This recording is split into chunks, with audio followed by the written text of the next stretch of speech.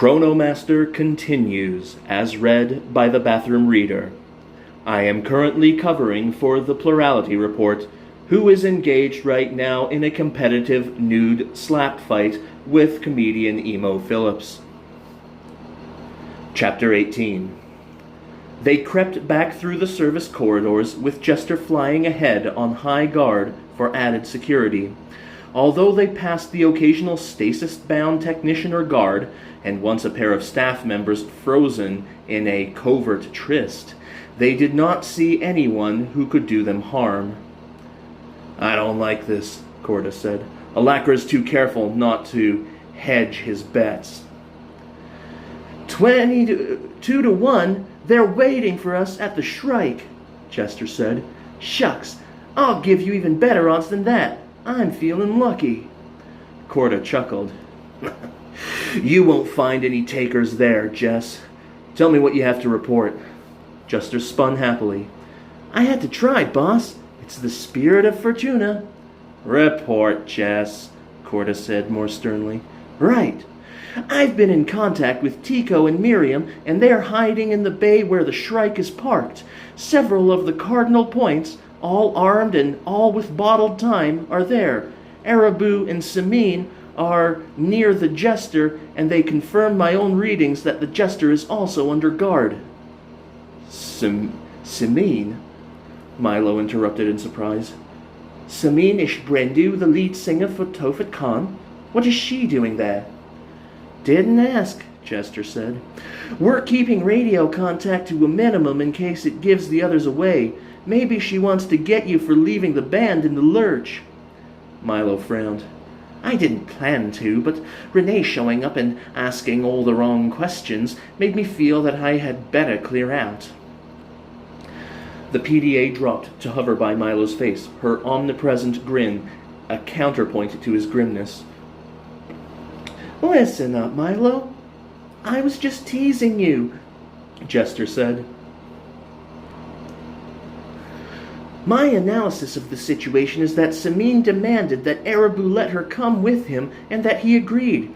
He is blind, and the stasis would have robbed him of most of the audio cues he uses to navigate. Milo nodded and glanced over at Corda.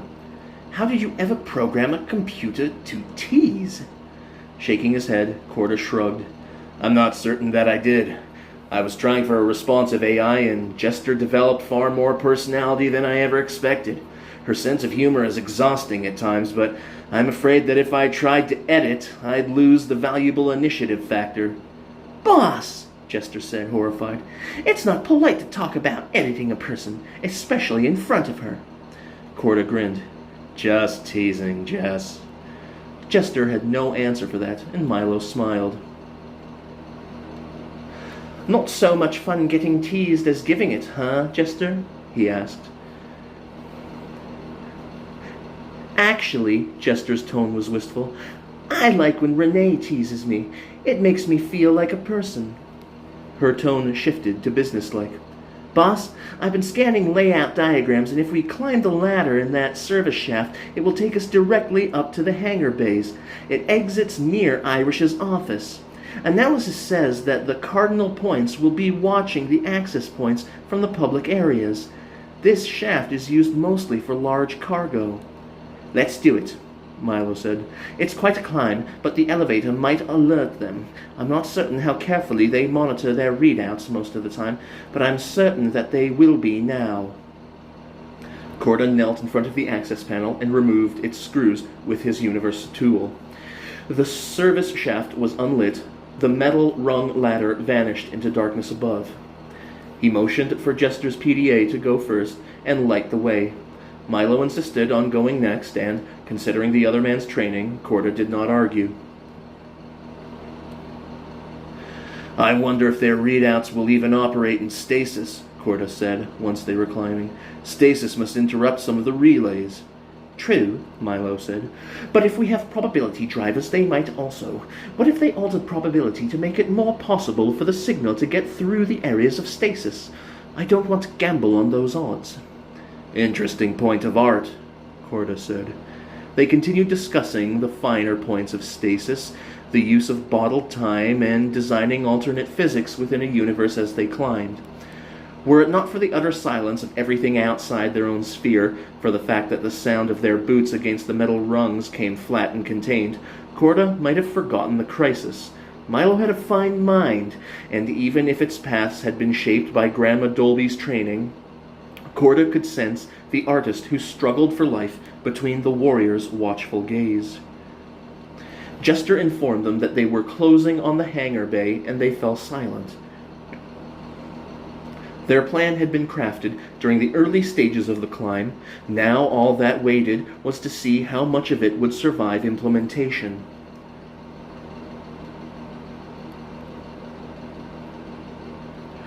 No one was outside the service shaft when they forced the door open. Corda held out a hand to Milo. "Luck," he said as he shook it. "Never a thing to overlook on Fortuna," Milo replied, returning the hand clasp. "Luck to you." Corda broke right. Milo left.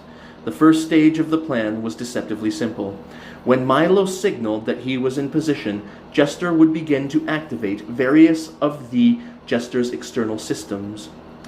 Their hope was that this, combined with Corda showing himself, would draw some of the guards off of the Shrike and enable Milo to reclaim his ship with minimal risk and minimal killing of Alakra's personnel. Their 4 allies had been briefed via comm bursts from Jester. Tico and Miriam were to join Milo. Erebu and Samin would come with Corda. "Ready, Jess?" Corda asked when his ship was in sight. 3 cardinal points, all indistinguishable from West or her clone at the security desk, stood alert and deadly, blocking all access to his ship. "Waiting on word from Milo," Jester responded. "He had to skirt a cluster of in-stasis techs so he wouldn't bring them out." Corda waited. He was tranquil, with that peculiar calm that only comes when everything can be done is already done. Jester's 2 soft-spoken words were simply the gentle push that moved him into actions already begun. "Now, boss." "Do it, Jess," he responded. With a flurry of lights around her bow and coursing up her folded aerial stabilizers, the Jester came alive. There was a slight rumble that anyone familiar with starships would recognize as takeoff jets beginning to warm up. The cardinal points clearly knew what the sound meant, and, with the first show of emotion, other than annoyance that Corda had seen on any one of their number, they backed away from the ship. On the far right, one spoke into a collar-mounted communication unit. Apparently, those bow ties were functional as well as decorative, concealing a power pack suitable for punching through the layers of buildings on Fortuna. "South has just told the guards by Milo's ship what I'm doing," Jester giggled. "She's ticked.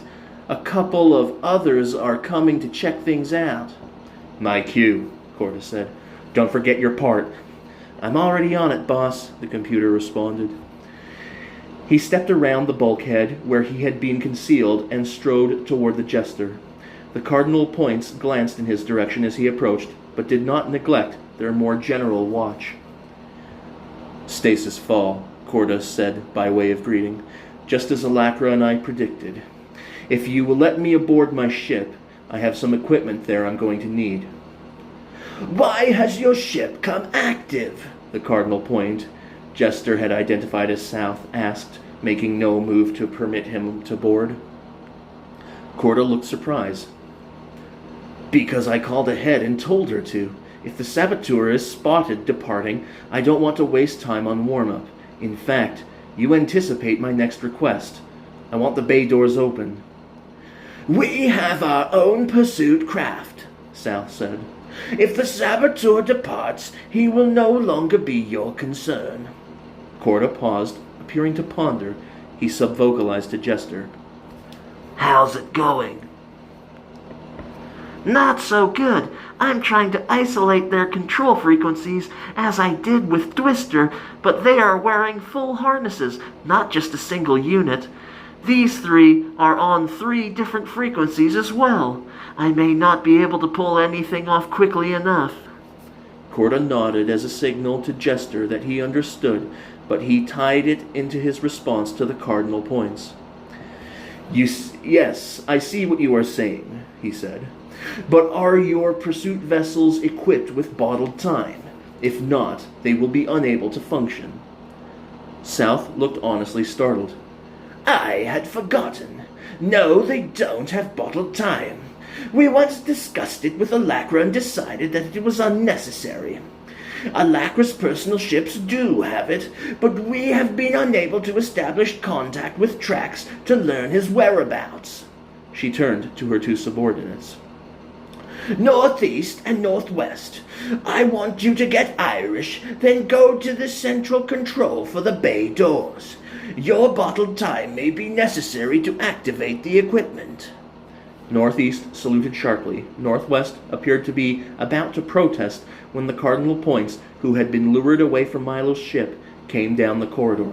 Seeing that South would not be left alone with Corda and his unpredictable ship, she saluted and headed off with Northeast. How many are left with Milo? Corda sub-vocalized to Jester. 2, came up on the prompt response. He can floor them easily. Remind him that he needs to wait until we have someone ready to operate the bay doors, Corda said. No need, boss. Milo knows all about waiting. Corda knew this was true. He returned his attention to South. Are you going to let me aboard my ship? He asked. If I don't have my gear, I'm going to be at a disadvantage against the saboteur. Didn't you carry it with you when you went out into Fortuna? South asked. Not all of it, Corda lied. I was told to act like a vacationer. That's hard to do with a variable frequency photon dissimulator hanging from your belt. Variable frequency photon dissimulator? Jester queried across his read line. Corda could almost hear her giggle. South appeared more impressed by his technobabble than Jester had been. She frowned. I will consult with East when she arrives. If she agrees, we will let you aboard. East came up at this moment. Where are Northeast and Northwest? She queried. I have sent them to activate the bay doors, South said. Efficiently, she explained the situation to East. Corda listened, trying to use body language to project the impression of impatience and artistic hauteur.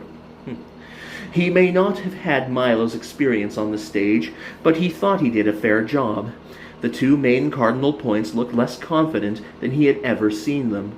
Clearly, they were torn between maintaining strict security and the fear that Alacra would be angry with them for interfering with an expert on the job.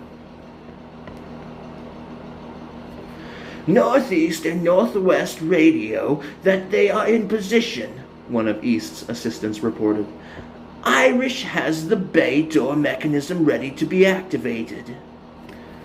I found the override, boss, Jester reported almost immediately.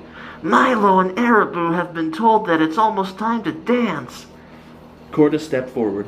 Are you going to let me aboard my ship, or am I going to have to use my external security system to clear you off?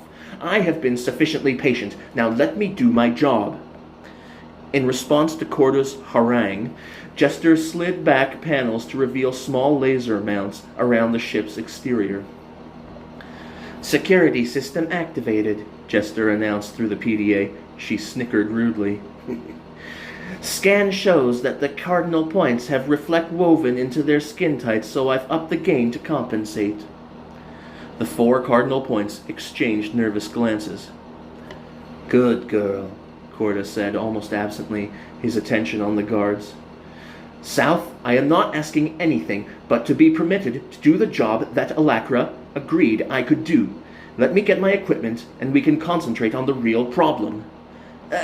Very well, South said. Of course, we could hold you hostage against your ship's behavior. Don't think that you've intimidated us. Corda was nodding polite agreement when Jester spoke, her voice so full of subdued fury that even he felt a twinge of atavistic fear. Don't believe it, South, the computer said. You heard Renee and I blow up every one of you. Then I go and get your boss to even things out. Understand? South blinked and motioned the others away from the jester. Yes, I do. My compliments, Mr. Corda, on your security programming. Corda nodded. I assure you, it was nothing. He walked briskly to where the ship's doors were opening for him. Thanks, Jess, he said once he was aboard. Jester's hologram twinkled into existence on the bridge holopad. She blew him a kiss. Think nothing of it, boss, but I meant every word. By the way, Part 2 of the plan is now in action. I might be able to tie into the bay's external monitors if you want to watch. Sounds good, Corda said. Arabu and Samin ready to come aboard? As soon as the way is clear, Jester assured him, and I'll clear the way if I must. Now, here's Milo. The bridge screen lit with a view of the hangar bay in which the Shrike was under guard. As Corda watched, a pile of packing cases off to the left of the ship, the side away from the access point, toppled and fell over. Then a repair robot started rolling across the floor. That's Tico and Miriam's part, Jester said as the remaining cardinal points oriented on the disturbance without leaving their posts. Milo erupted from his concealment on the side of the hangar bay closest to the Shrike's access port. With a beautiful flying kick, he knocked the weapon from the closest cardinal point's hands, and then pivoted and knocked her out with a sharp blow to the side of her head. The remaining guard has just radioed south and east, Jester reported. Corda nodded, knowing this was why Milo had not simply taken both guards out from cover. Jester had split the screen so he could see the view outside his ship as well. South was motioning her cohort back toward the Shrike. He poised his hand over his own comlink, anticipating South's call even as it came. Corda, Saboteur has been spotted trying to gain access to his ship, South said crisply. We are going to intervene. If he gets past us... I'm ready, he interrupted. Good luck. When the cardinal points had trotted away, Arabu and Samin dashed from cover. They were holding hands, although as far as Corda could tell, Arabu did not need guidance. Jester opened the door, welcomed the pair aboard, then directed them to the galley. Strap in, she advised. If the plan works, we're about to depart. Corda could hear his passenger's soft conversation before he slid the bridge door closed, but his attention was for the action on the screen. Milo had taken out both guards and was motioning for Tico and Miriam to get aboard the Shrike before the approaching cardinal points could close. The honeymooners obeyed him, although Tico looked a bit nervous. No wonder, as he was trusting both himself and his love to a man who, mere hours before, they had regarded as an enemy. Once they were aboard, Milo stood in the airlock and aimed a single shot into a drum of cleaning fluid. This erupted nicely, forcing the cardinal points back long enough for him to get the Shrike buttoned. I've overridden the hangar bay door controls and opened the hatches, both for us and for the Shrike, Jester announced happily. Getaway is clear. Corda sagged back into his seat, relief flooding his tense muscles. Let's get out of here, Jess. I'll pilot so that you can deal with the doors. Get me a deep scan of the system. We want a lacra. Jester did not reply. She could have handled piloting along with the rest, but she didn't insult her human. After all, they work best as a team. We're clear of Planet Fortuna's gravity, she announced a few moments later. The Shrike is also clear. Milo is calling. Put him through, Corda said. Milo smiled at him. Renee Corda, you are one sneaky son of a bitch. Me? Corda said. You or that computer of yours, Milo said. Tico and Miriam just informed me that Jester type-beamed the full text of my explanation about Pasqua to them. While they were waiting for their part in the show, they reviewed it. I've been assured that I can count on them, Corda chuckled.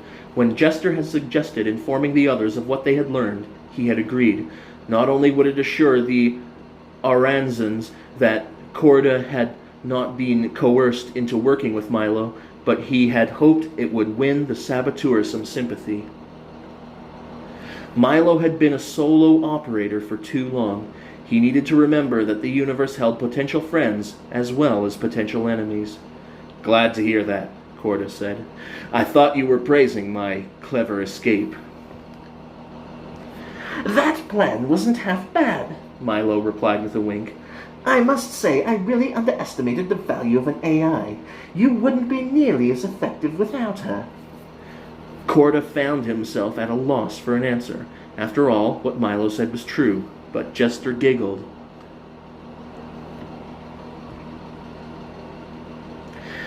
"By the way, great and powerful makers of the universe," she said, "I have located what I believe to be the Jolly Roger, Alacra's ship. It is under bottled time over near the race course." "Does it appear to be piloted?" Corda asked. Jester's hologram frowned. "Data insufficient for absolute certainty on that matter. Ship's motion could be being maintained by autopilot. However, if you would allow conjecture, the alignment of the various ships in stasis suggests that the regatta was about to begin." "In that case," Milo commented, "Alacra should be aboard. Let's tight beam him. I don't want to scatter what we have to tell him all over the system." Corda agreed. Jester added, "For effective tight beam communication, we need to close to line of sight. However, we still should be out of range of any weapon systems." "Do your scanners detect that the racing boat is armed?" Corda asked in surprise. Jester shrugged. "We're too far out to be certain, boss, but if Alacra is anything like Detir or Dwister, we'd have to be really dumb to expect him to be unarmed." "Good point," Corda said. "Closing, Milo?" "I'm right with you," Milo said. "I'm taking the Shrike up to a 45-degree angle with your plane. That should make it harder for any one weapon to hit both of us." Corda stretched in his chair. "I'm glad both of you are so paranoid. I'm so tired that I'm overlooking all sorts of basic tactics." Jester studied him, a worried line between her eyes. About a minute later, Samine walked onto the bridge, a cup of coffee and a sandwich balanced on a tray in one hand. In order to move with more freedom within the confines of the ship, the alien woman had her wings furled behind her. They crested over her head like an indigo plume. Corda grinned ruefully to himself. He kept encountering beautiful women, but none of them seemed interested in him.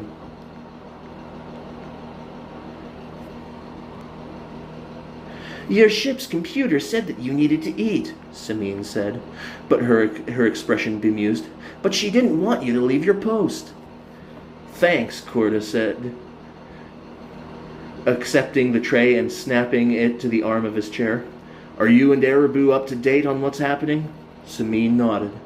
"Jester has given us a channel to the ship's communications and activated a screen.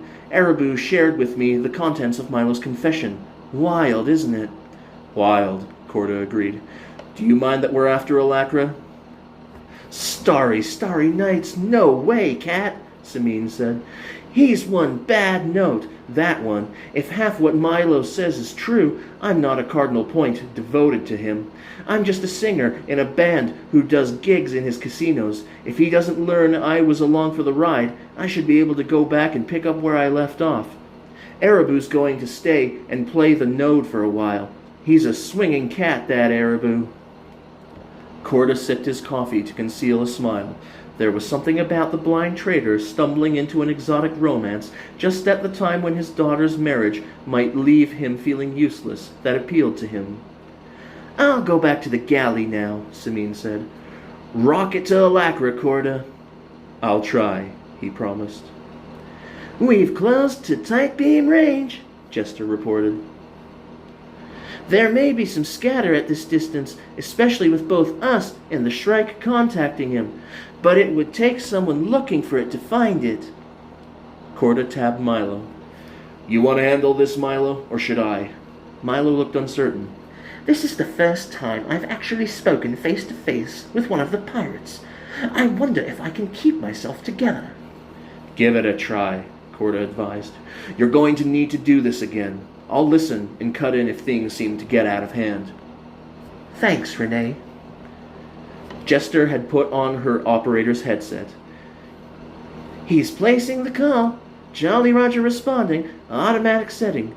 Wait, Alacra's picking up now. Audio and visual. I'm putting it on the screen, split, so you get both halves of the call.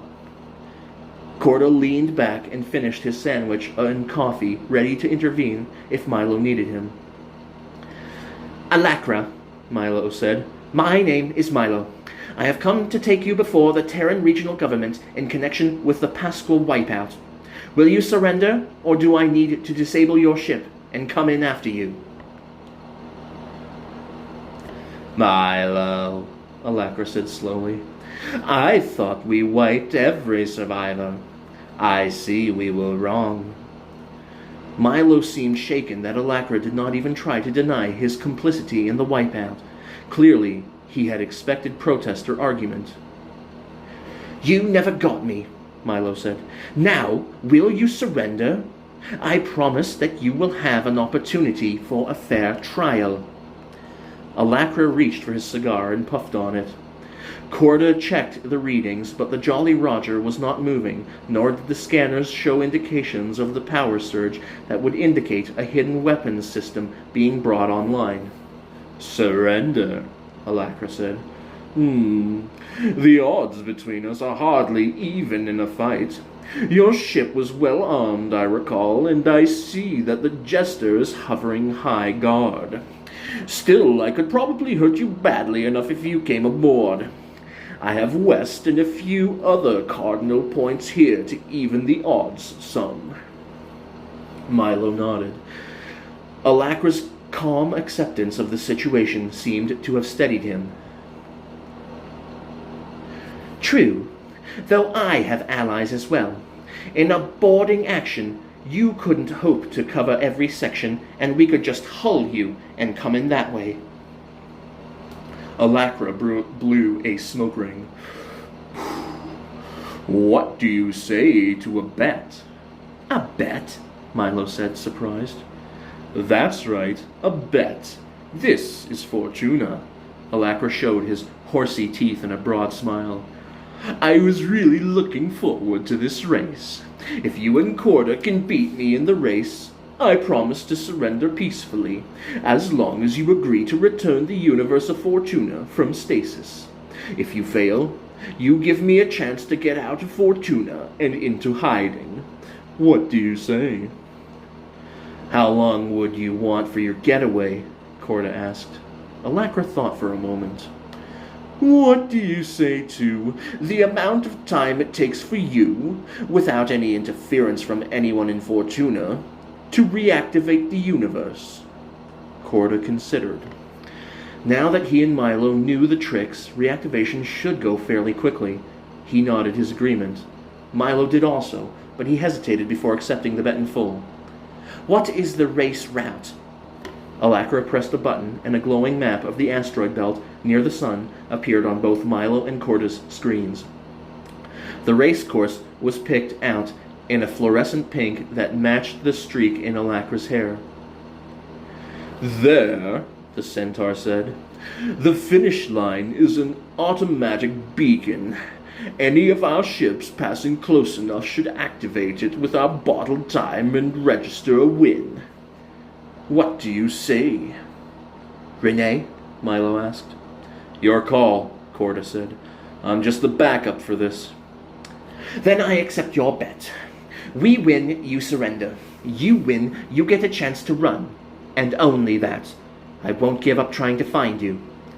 I didn't expect you to, Alacra said, grinding out his cigar. That's why I didn't even offer it as an option. Get your ships into position. I'm going to rise to a slightly higher plane, so we don't accidentally activate any of the ships in stasis, or any of the newsies. Good idea, Milo agreed. When you're ready, Alacra continued, I'll fire a unit of bottled time to the starter beacon. We'll have 10 seconds after that to start. The Jester and the Shrike maneuvered to starting positions alongside the Jolly Roger. A thin flare of green emanated from the bow of Alacra's ship and burst near a rhomboid shape off to one side. It began to spin on its lower point, flashing the colors of the spectrum in declining order. 1,000, it counted. 1,000. Jester giggled. Alacra has a weird sense of humor. Let's hope he has a sense of honor, Corda said, his hands poised on the piloting controls. Milo's taking a big chance here. On the count of 8, the Jolly Roger leapt forward. He jumped the gun! Jester shouted as Corda sent the Jester in pursuit. On Fortuna, Corda quoted grimly. Cheating is only cheating if you get caught. I suspect Alacra considers this a fair cheat. Over the comlink he could hear Milo cursing steadily. All thoughts of radio silence were forgotten now as they whipped their ships through the obstacle course of the asteroids, each of which moved slightly as the Jolly Roger's bottled time awoke it from stasis, creating another hazard for following ships. We're going to lose if we don't do something at least as clever, Corda said to Jester. Our ships have more power, but Alacra's has a tighter turning radius, and he knows the course. Tight beam Milo to stay in close pursuit. I'm taking us up to even the odds. Not waiting for a reply, Corda angled the Jester out of the plane on which the race was being run. Sighting ahead of the Jolly Roger, he located a promising asteroid. Just load a missile with bottled time, he ordered, computing the aiming trajectory, and fire the instant it's ready. Corda felt the faint tremble in the ship as the missile was loaded. Alacra was closing on the asteroid. If he passed it before Corda's missile arrived, all Corda would have achieved was assuring that he and Milo would lose the race. Firing, boss, Jester said. Drop us down to the race course, Corda ordered, and take over piloting. I'll shoot any rocks out of our path. As he raised his gunnery controls, he saw his missile smash the asteroid into chunks. As he had hoped, Alacra slowed and swerved to avoid impact.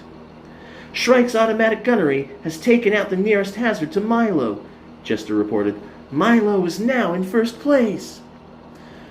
Corda nodded, his own attention directed toward clearing a path down which Jester could take them. He could feel the hum of the engines as the computer pushed up the speed.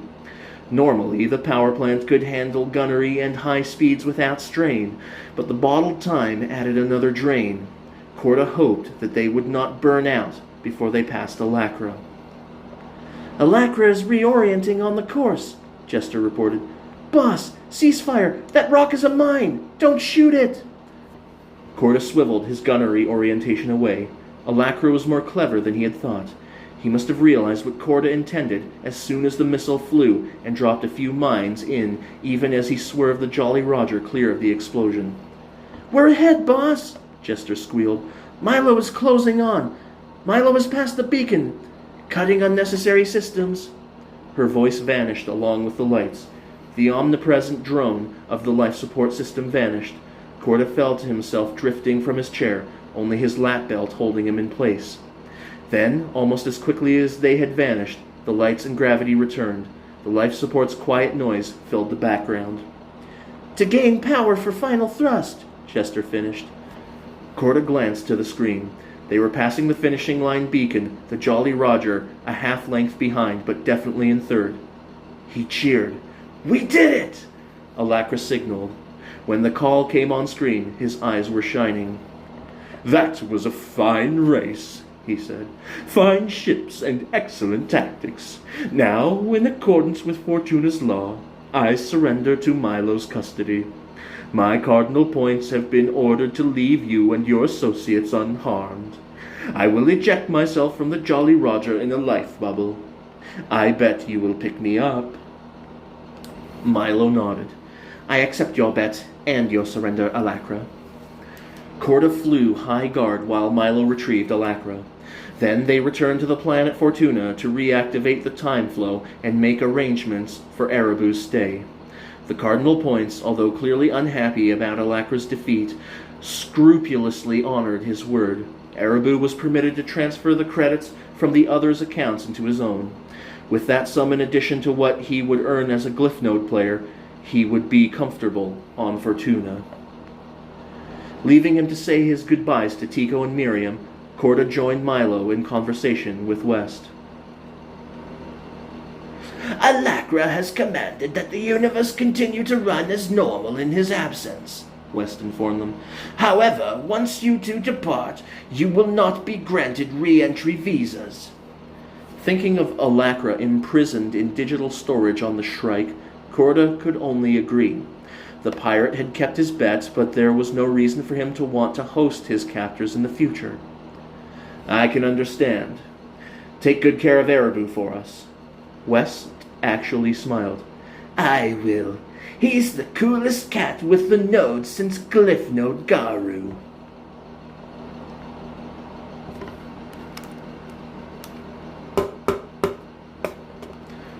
Once outside the universe of Fortuna, Milo brought the Shrike alongside the Jester and came aboard. Miriam and Tico came with them. They gathered in the Jester's galley. The Shrike, Tico said diplomatically, is an impressive vessel, but we would prefer to travel on the Jester. It has a bit more space. And we missed the Jester, Miriam twinkled. Jester spun on her holopad. I missed you guys too.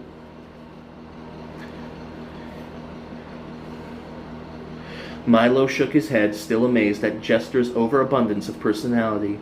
If he noted certain similarities to a young woman who had once been a classmate, he was tactful enough to keep his thoughts to himself. Now, Corda said, passing around a tray of drinks, we need to make plans as to where we go next. I've agreed to help you, Milo. You can count on us as well, Miriam said, squeezing Tico's hand. Aurans will not be safe for us for a time, and now that we know what Milo is doing, we want to help. Milo spun his beer bottle between his palms. There are still 6 pirates at large.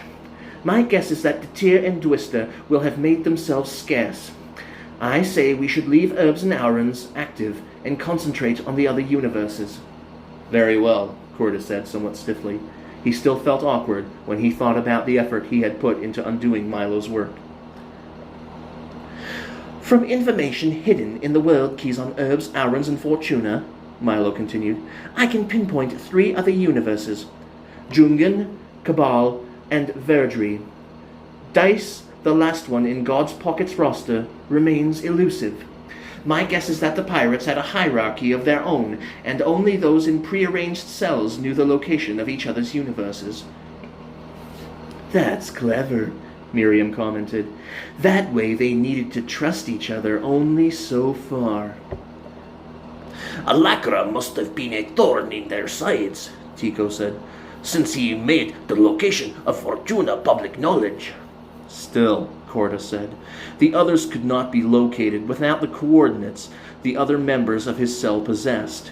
They probably found Alacra's behavior a nuisance, but not a threat. Milo pushed a note screen to the center of the table. I gathered the partial coordinates for a 4th destination as well.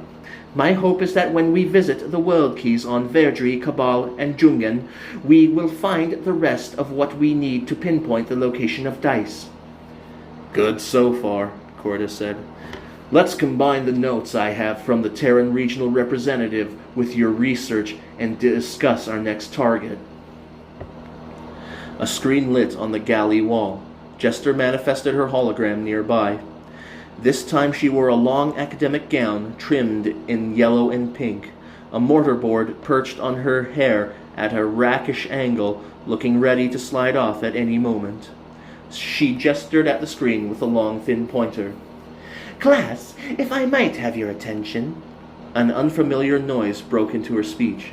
Tico and Miriam jumped, and Corda wheeled on the source.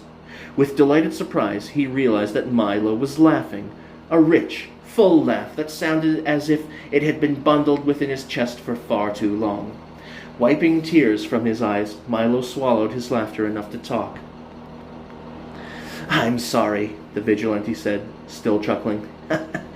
It just occurred to me that even Grandma Dolby could never have anticipated Jester. Somehow, I think we're going to find those pirates. They simply won't know what hit them. Jester smiled and cupped her chin in one hand. Really, Milo? Can't you pay attention even for a moment?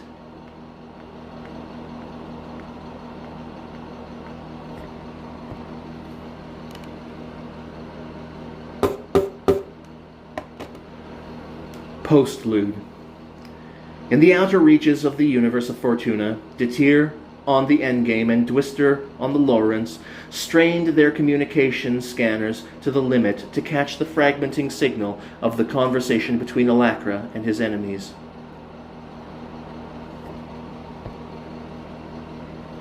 The fool, Detir raged.